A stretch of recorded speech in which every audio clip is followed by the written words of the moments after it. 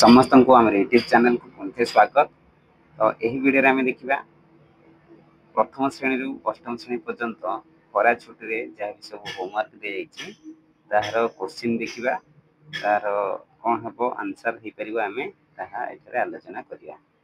ता पूर्व आमर चैनल को जदि सब्सक्राइब करना सब्सक्राइब करनी तो बहुत दिन है वीडियो करन तो आज पुणी ये वीडियोटी आम करुँ। तो देखिए क्वेश्चन रही कौन रही देखिए प्रथम श्रेणी रही प्रथम श्रेणी भाषा भाषा रही। तो एक नंबर क्वेश्चन है आंगुठी छाप को नहीं विभिन्न चित्र अंकन कर। आंगुठी छाप विभिन्न चित्र अंकन करेंगे एक नंबर।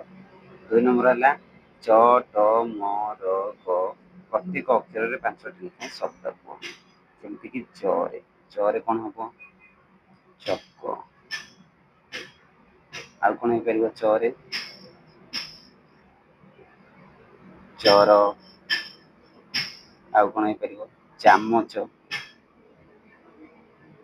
चामच आउ कौन हो पार चौकी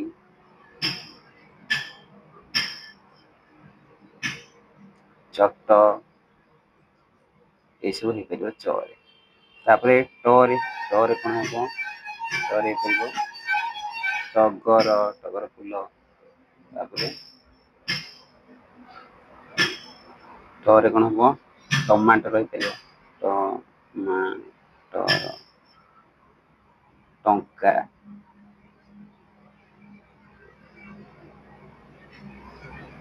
आउ कौन हम टरे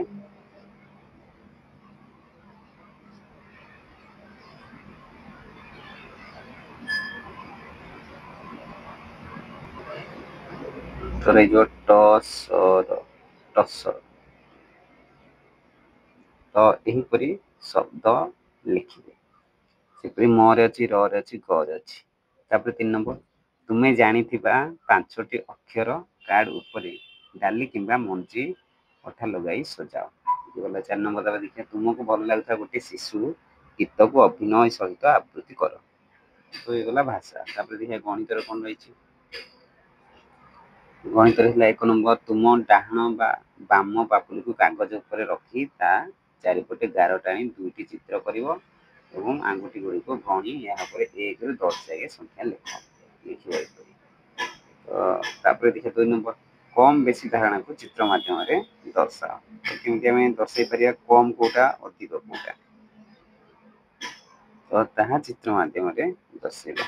मनकर एठे गोटे अच्छी पात्र एठे गोटे अच्छी पात्र एथे अच्छी बॉल अच्छी 1 2 3 4टा बॉल अच्छी 1 2 3 4 5 6 ताले कम कोटा ये कम ये अधिक ये अधिक यहीपरि देखई पारे। तापर 3 नंबर तुम परिवेश ओजनिया हालुका वस्तु गुड़ी चिन्ह एवं ता विषय कह। ओजनिया कौन अच्छी हालुका कौन अच्छी कह। तापर परिवेश पाठ घरे रोहुथुवा पशु पक्षी माननकु जान। घरे कौन कौन किए किए रुहंती ना लिखिपर गाई कुकुर मैंने घरे रुहतु पशु पक्षी से कौन रुहती शुआ रुहे घरे आउ जहाँ भी रोचे लिखे 1 नंबर।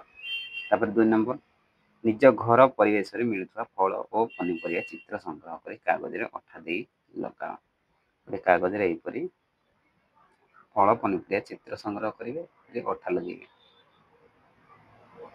तापर 3 नंबर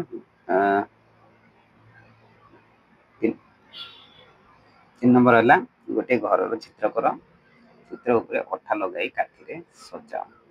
प्रथम गोटे घर चित्र करेंगे यहीपरि घर चित्र करेंगे तापर चित्र उपरे अठा लगे काठी सजाई अठा लगेदेवे अठा लगे काठी सजाइबे।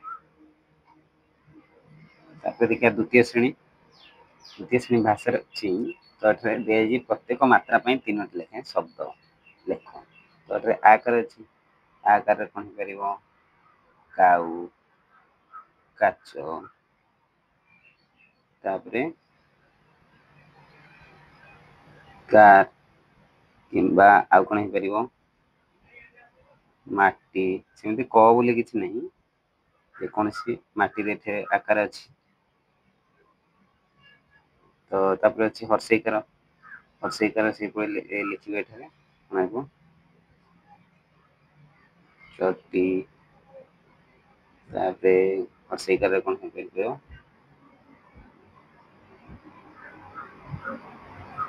ରୁଟି,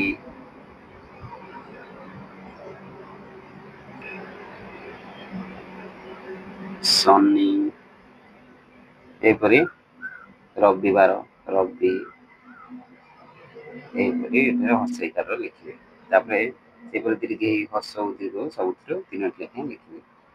2 ନମ୍ବର, ତୁମେ ଦେଖିଥିବା ଗାଁର ହାଟ ବା ନଈ ବିଷୟରେ 5 ଧାଡ଼ି ଲେଖିବ। ତ ହାଟ ବିଷୟରେ ଲେଖିଲେ ହାଟ ଏଇ ବାରରେ ପଡ଼େ, ପ୍ରତ୍ୟେକ ସପ୍ତାହରେ ଥରେ ହାଟ ହୁଏ, ଏଇ ବାରରେ ହାଟ ପଡ଼େ, ହାଟରେ ବିଭିନ୍ନ ପ୍ରକାର ପନିପରିବା ବିକ୍ରି କରାଯାଏ। ତ ଏହିପରି 5ଟି ଧାଡ଼ିରେ ଲେଖିବେ। ତାପରେ ତୁମେ ଜାଣିଥିବା ଏକ ଗପ ଅଭିନୟ ସହିତ ଅଭ୍ୟାସ କର। କିଏ ଗଲା? ତାପରେ ଗଣିତରେ କଣ ଅଛି? ଗଣିତରେ ଅଛି, ଏଠାରେ ଦିଆଯାଇଛି ଗୋଟେ ଟେବୁଲ ଦିଆଯାଇଛି, ସାରଣୀରୁ 2 ଅଙ୍କ ନେଇ 5ଟି ସଂଖ୍ୟା ଲେଖ, ସେଗୁଡ଼ିକୁ ଅକ୍ଷରରେ ଲେଖ। ତ ଏଠାରେ 2 ଅଙ୍କ ନେବା, 3, 5, ସେମିତି 9, 8, 4, 4 ତ ନାହିଁ ଏଠି, 1, 3, ଏହିପରି ସଂଖ୍ୟା ନେବେ, ୟାକୁ ଅକ୍ଷରରେ ଲେଖିବେ। 35, 30, ଏହିପରି ଲେଖିବେ ଅକ୍ଷରରେ। ତାପରେ 2 ନମ୍ବର, ନିଜ ପରିବେଶରେ ଦେଖୁଥିବା ଗୋଲ, 3 କଣିଆ, 4 କଣିଆ, ଅଣ୍ଡାକୃତି ଭଳି 2ଟି ଲେଖାଏଁ ଜିନିଷର ନାମ ଲେଖ। ଏ ଲେଖିବେ। ତାପରେ 3 ନମ୍ବର, ବିଭିନ୍ନ ପ୍ରକାର ଗାର, ଏଠାରେ ଦିଆଯାଇଛି, ବ୍ୟବହାର କରି ନିଜ ପସନ୍ଦର ଚିତ୍ର ଅଙ୍କନ କର। ଏହିପରି ଗାର, ଏହିପରି ଗାର, ଏହିପରି ଗାର। ତ ଏଠାରେ କରାଯାଇଛି, ଘରର ଚିତ୍ର ଅଛି, ଏଇଭଳିଆ କରିବେ। ତାପରେ ପରିବେଶ ପାଠ, ସ୍ଥଳଭାଗ, ଜଳଭାଗ, ଆକାଶରେ ବ୍ୟବହାର ହେଉଥିବା ଯାନବାହନ ଗୁଡ଼ିକର ଚିତ୍ର ସଂଗ୍ରହ କରି ଅଠା ଦେଇ କାଗଜରେ ଲଗାଅ। ତାପରେ 2 ନମ୍ବର, ତୁମ ରୋଷେଇ ଘର ଓ ଶୋଇବା ଘରେ ଥିବା ଜିନିଷ ଗୁଡ଼ିକର ନାମ ତାଲିକା କର। 3 ନମ୍ବର, ଅଳତା ରଙ୍ଗରେ ଆଙ୍ଗୁଠି ଛାପ ଦେଇ ଗଛର ଚିତ୍ରଟିଏ ଅଙ୍କନ କର। ଇଏ ଗଲା।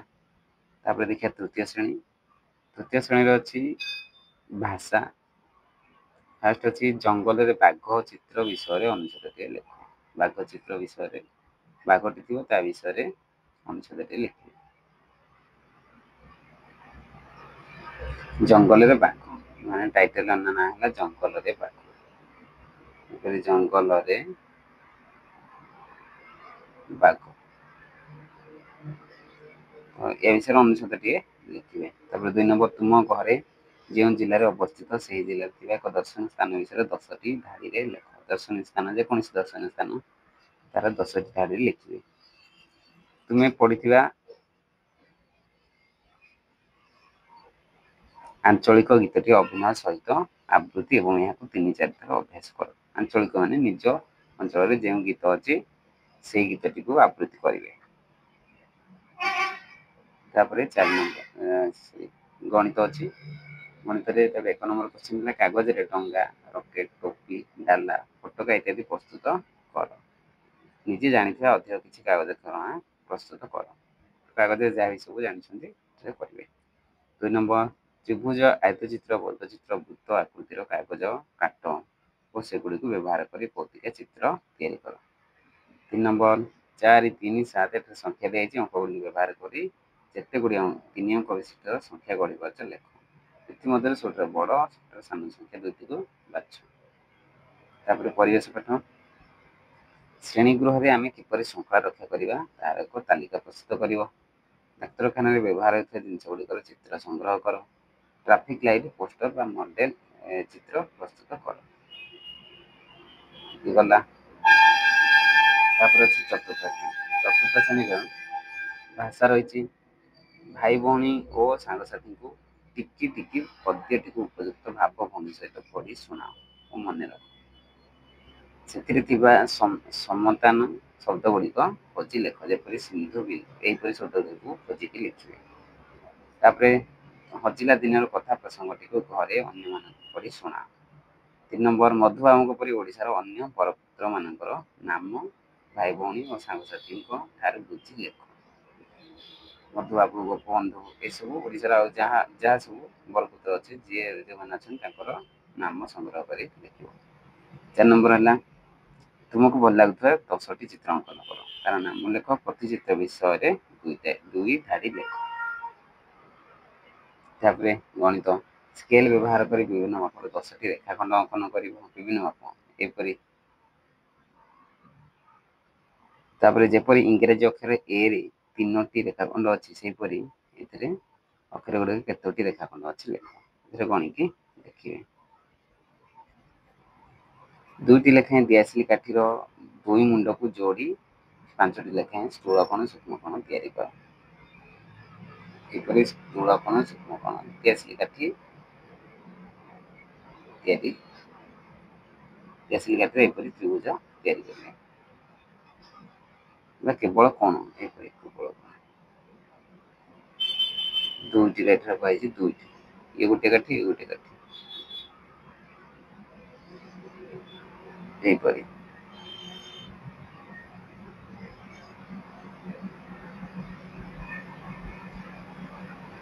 ତୁମ ଆଖପାଖରେ ଯେଉଁଠି ସମକୋଣ ଦେଖିବାକୁ ପାଉଛ ତାର ତାଲିକା କର। ଘରେ ଥିବା ଘଣ୍ଟାକୁ ନିରୀକ୍ଷଣ କର। କେଉଁ ସମୟରେ କିଭଳି କୋଣ ସୃଷ୍ଟି ହେଉଛି ତାହା ଲେଖ। ତାପରେ 1 ଠାରୁ 9 ପର୍ଯ୍ୟନ୍ତ ଅଙ୍କକୁ ନେଇ 3 ଅଙ୍କ ବିଶିଷ୍ଟ ଯେତୋଟି ସଂଖ୍ୟା ହୋଇପାରିବ ତିଆରି କର। ତ ଏଇସବୁ ଏଠାରେ ରହିଛି।